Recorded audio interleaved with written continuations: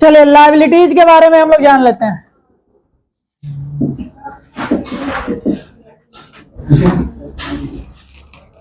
Liabilities का मतलब क्या होता है, इसमें से पहला भी हम बताए हुए हैं, लायबिलिटीज जिसको आपको चुकाना है, ठीक है। अगर अकाउंटिंग भाषा में अगर इसका हिंदी उच्चारण करें तो कहते हैं दायित्व। क्या कहते हैं? दायित्व। ऐसे जनरली लोग बोलते हैं कि कर्जा हो गया मेरे ऊपर, है ना, तो जो कर्जा हो गया तो उसको आपको चुकाना पड़ेगा, है कि नहीं, खत्म करना है। तो जिस चीज को आपको चुकाना है, चाहे आप कल चुकाइए चाहे 1 साल बाद चुकाइए, है ना, लेकिन जिसे आपको चुकाना है वो सब का सब क्या कहा जाएगा? लायबिलिटीज कहा जाएगा, है ना। यानी लायबिलिटीज जो होता है वो पेवर होता है, यानी जिसे आपको क्या करना है, आज न तो कल कभी ना कभी उसको देना पड़ेगा, तो वो हमारे लिए क्या हो गया? लायबिलिटीज हो गया, ठीक है। घर में जो है मम्मी पापा के लिए हम सभी क्या है? एक लायबिलिटीज है ना। उनको किसी भी कंडीशन में वो अपने ही भूखे रह जाएंगे, लेकिन हम लोग को पढ़ाना है, अच्छा अच्छा खाना खिलाना है, ये सब उनका लायबिलिटीज, ठीक है।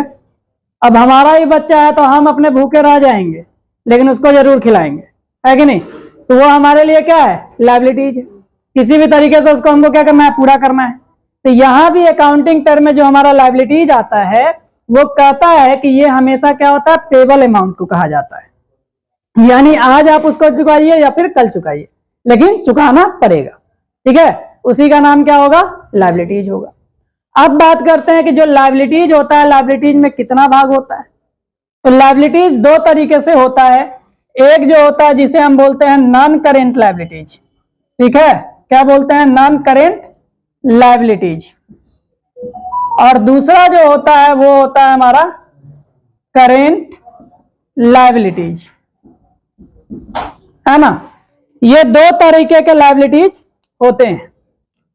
अब करेंट लायबिलिटीज की अगर हम बात, नॉन करेंट लायबिलिटीज की अगर हम बात करें तो नॉन करेंट लायबिलिटीज होता क्या है? तो ऐसा दायित्व जो कि आपके बिजनेस में 1 साल से ऊपर तक दिखता रहेगा, है ना, जिसे आप छोटा छोटा कर करके आप चुका रहे हैं, लेकिन वो साल भर से ऊपर उसको आपको चुकाने में लग जाएगा। जैसे लॉन्ग टर्म आपने लोन ले लिया, है ना, 5 साल के लिए 10 साल के लिए आपने लोन ले लिया। जैसे अगर मान लीजिए कोई आदमी गाड़ी खरीदा, है ना, अब कार खरीद के ले आया घर पे, अब कार खरीद के लेके आएगा तो एक बार में वो मान लीजिए 10 लाख रुपया नहीं जमा कर सकता है कि नहीं, तो उसने क्या किया? लोन पे खरीद लिया, ईएमआई कन्वर्ट करा लिया, तो अब वो करवा लिया 5 साल के लिए।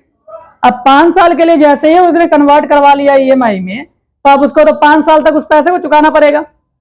तो यानी कि वो तब तक के लिए क्या बना हुआ है? लायबिलिटीज बना हुआ है, और आपको वो साल भर से ऊपर तक आपके पास रहेगा लायबिलिटीज, इसलिए वो कहा जाएगा नॉन करेंट लायबिलिटीज, ठीक है। अगर वही लायबिलिटीज आप 1 साल के अंदर में खत्म कर दिए रहते तो फिर वो नॉन करेंट लायबिलिटीज नहीं कहलाता।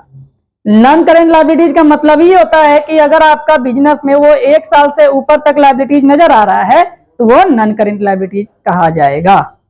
बात समझ में आ रहा है? कोई दिक्कत इसमें? जिसमें से एक नाम आप देखे होंगे कि आप लोग को लिखवाया है मॉर्गेज, है ना। एक एग्जाम्पल में हमने क्या लिखा है? मॉर्गेज। अब ये मॉर्गेज क्या होता है? मॉर्गेज का मतलब होता है, अगर हिंदी कहा जाए तो उसे कहते हैं गिरवी। क्या बोलते हैं? गिरवी। अगर पहले के समय में गांव में अभी भी गिरवी प्रथा चलता है कि नहीं, अगर बहुत गरीब आदमी है तो उसको अगर पैसे का बहुत ज्यादा जरूरत है, किसी के घर में अगर बीमार कोई पड़ गया और 1-2 लाख हॉस्पिटल में देना है, तो उसके पास इतना क्षमता नहीं है कि वो अपना किसानी करके वो पैसा चुका दे, तो वो क्या करता है? जो जमींदार वगैरह होते हैं उनसे जाकर क्या करते हैं? पैसे रिसीव कर लेते हैं, ले लेते हैं। तो जब पैसा लेने के लिए जाते हैं उनके पास, तो वो क्या करते हैं कि अपना जमीन का कागज रखवा लेते हैं, है कि नहीं, या फिर सोना चांदी जो रहेगा वो क्या करेगा? रखवा लेगा। तो जैसे ही वो रखवा लिया तो उसे बोलते हैं गिरवी। उसे क्या बोलते हैं? गिरवी, है कि नहीं। उसी तरीके से अगर घर उर आपको बनवाना है, जमीन आपने खरीद लिया लेकिन अब घर बनाने के लिए पैसा नहीं है, ठीक है, तो बैंक से आप क्या कीजिएगा? लोन लेने जाइएगा, है कि नहीं। तो बैंक बोलेगा कि आप क्या कीजिए? जमीन का कागज हमारे पास तब तक ले गिरवी रख दीजिए, उसके ऊपर हम क्या करते हैं? आपको पैसा दे देते हैं। जिस दिन मेरा पैसा आप चुका दीजिएगा उस दिन हम आप कागज लौटा देंगे, तो उसको हम क्या बोलेंगे? मॉर्गेज। अब बताइए, वहां पे जैसे ही आपने मॉर्गेज कराया तो आप 1 साल के अंदर पैसा नहीं चुका पाइएगा, उसके लिए आपको 2 साल 3 साल 4 साल 5 साल भी लग जाएगा, है ना। जब एक घर बनाइएगा तो कम से कम बनाने में 5 से 10 लाख रुपए आपका खर्च हो जाएगा। अब 1 लाख रुपया में आप घर बनाना पॉसिबल नहीं है, ठीक है। तो जब इतना कोई अगर आपको पैसा दे रहा है तो इसका मतलब है कि वो आपसे 1 साल 2 साल में ही आपको चुकाएगा नहीं, उससे हो सकता है ज्यादा ही आपका समय लगा दे। तो जैसे ही उससे ज्यादा लगे, यानी साल भर से ऊपर लग गया चुकाने में, तो फिर हमारा क्या हो जाएगा, नॉन करेंट में आ जाएगा, है कि नहीं। तो जो मॉर्गेज होता है वो नॉन करेंट लायबिलिटीज कहा जाता है इसी के लिए, है ना। और मॉर्गेज का हिंदी अनुवाद हमने क्या बताया, गिरवी। यानी कुछ भी आपके पास है उसको जमा कीजिए, उसके बदले में आप पैसा ले लीजिए, है कि नहीं। उससे अपना काम करा लीजिए, फिर उसके बाद वो पैसा वापस कीजिएगा, तो फिर जो आपने जमा किया था वो आपको क्या होगा, वापस मिल जाएगा। क्लियर है, बात समझ में आया। तो उसी को हम लोग मॉर्गेज कहते हैं। तो ये नॉन करेंट लायबिलिटीज का एग्जाम्पल होता है, ठीक है। अब बात करते हैं करेंट लायबिलिटीज की। तो करेंट लायबिलिटीज हम किसको कहेंगे, तो करेंट लायबिलिटीज जो 1 साल के अंदर में जिसे आप खत्म कर सकते हैं, ठीक है। ऐसा कर्जा जो कि आप 1 साल के अंदर में चुका दीजिएगा। अब ऐसा कौन सा कर्जा आता है भाई, आपको याद होगा कि हमने बताया था अगर मेरा बिजनेस है तो हम किसी से भी उधार में अगर सामान खरीद के लेके आएंगे तो वो व्यक्ति जो है हमारे बिजनेस के लिए क्रेडिटर बनेगा। क्या बनेगा, क्रेडिटर बनेगा, है ना। तो क्रेडिटर को बोलते हैं लेनदार, है ना। यानी वो क्या करेगा, हमसे पैसा लेगा, अभी लिया नहीं है, लेगा। यानी अभी हमारा बकाया है, बकाया इसका मतलब हमारा कर्जा है। तो अब उससे सामान आप खरीद के जब उधार में लेके आए हैं तो आप उसको बोलिएगा साल भर बाद पैसा देंगे, पॉसिबल है क्या, नहीं है पॉसिबल। उसको जब भी आपको देना होगा तो इसी साल आपको पैसा देना पड़ेगा, है कि नहीं। तो जब इसी साल आप उस कर्ज को खत्म कर दीजिएगा तो इसका मतलब है कि वो जो लायबिलिटीज बना हुआ है वो आपका करेंट लायबिलिटीज बना हुआ है कि नहीं। अगर वही लायबिलिटीज अगर 1 साल से ऊपर के लिए आप कर लिए रहते तब तो दिक्कत हो जाता, तब तो वो नॉन करेंट में चला जाता है। लेकिन किसी से भी जब आप सामान खरीदते हैं ना तो आपको इसी साल पैसा चुकाना पड़ता है। किराना दुकान में जब जाइएगा 1 महीने का राशन लेकर के आइए तो 1 महीने बाद ही आपको पैसा देना पड़ेगा। अब उसको नहीं बोलेगा साल भर बाद हम देंगे, तो बेचारा उसका भी घर द्वार नहीं चल पाएगा, है कि नहीं। तो जब भी वो आप 1 महीने वाला पैसा दे दीजिएगा, फिर 1 महीने का सामान उधार लेकर के आ जाइए, कोई दिक्कत नहीं।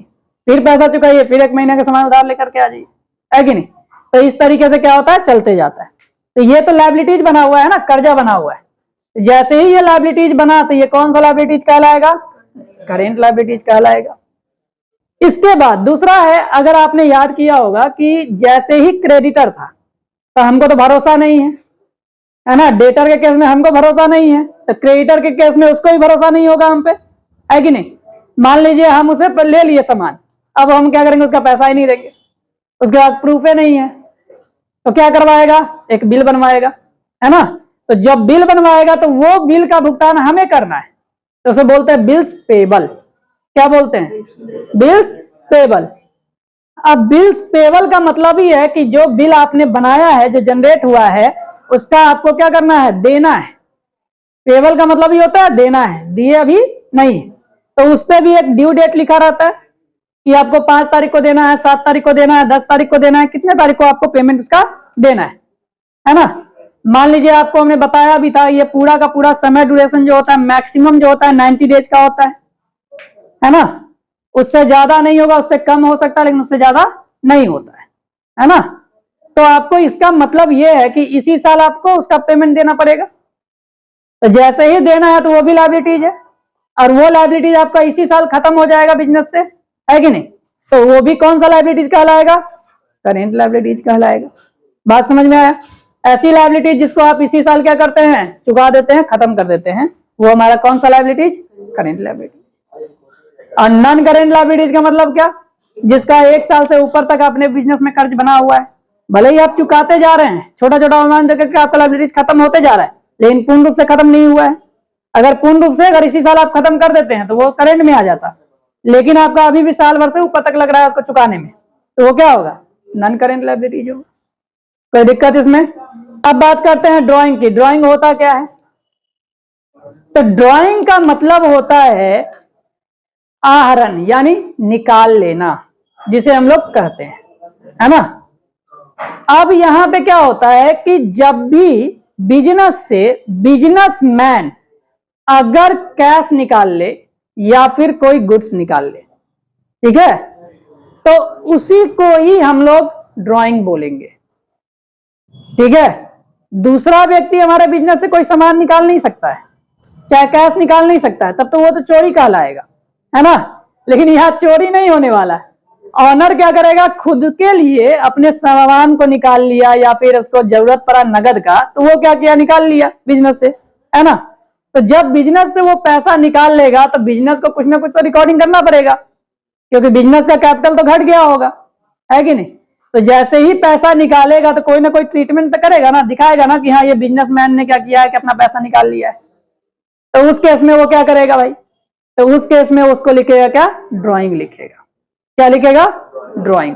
तो यहां पे ड्राइंग उसी को बोलते हैं, यानी कि हम लोग लिखेंगे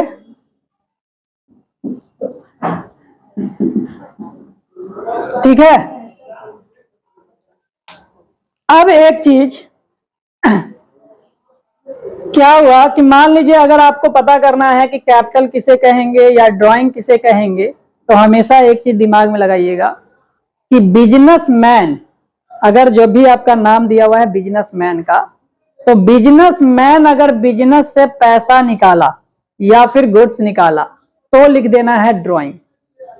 अगर बिजनेसमैन बिजनेस में पैसा डालेगा, ठीक है, तब लिखना है कैपिटल। ठीक है, बात समझ में आ रहा है। अगर बिजनेसमैन बिजनेस को पैसा दिया तो बिजनेस जो रिकॉर्ड करेगा वो कैपिटल रिकॉर्ड करेगा। अगर बिजनेसमैन बिजनेस से पैसा निकाल लिया तब बिजनेस रिकॉर्ड करेगा ड्राइंग। बता समझ में आ गया, ड्राइंग्स रिकॉर्ड कर देगा। तो दोनों में हमेशा याद रखिएगा कि डिफरेंसेज है। और हमने एक चीज और बोला था कि बिजनेस और businessman both are different. Business अलग है, बिजनेसमैन अलग है। यानी बिजनेस जब रिकॉर्डिंग करेगा तो हर कस्टमर की तरह ही बिजनेसमैन को भी ट्रीट करेगा। यानी बिजनेसमैन भी बिजनेस के लिए क्या है, एक कस्टमर ही है। बात समझ में आ रहा है।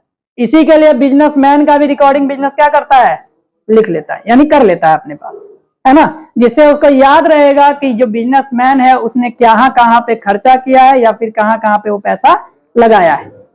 बात समझ में आया, अब क्लियर है यहां तक।